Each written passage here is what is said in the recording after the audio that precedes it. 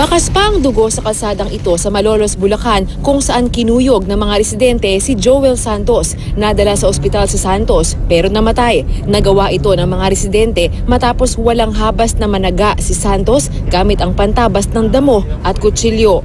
Lahat ng makita, yung mga nakamotor, yun, yung karaniwan yung nataga niya, yung mga nakamotor. Nagkaguluhan ng mga tao dito. Ginulpi ba? Oo.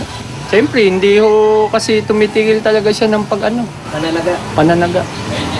Nadala na sa ospital ang 4 na nasugatan dahil sa pananaga ni Santos. Bago mag-amok ay nakaalita ni Santos ang kanyang ina na si Juanita Antonio dahil lang sa ulam. Makikita pa ang mga pasa sa mukha ni Antonio na mula raw sa panununtok ng suspect.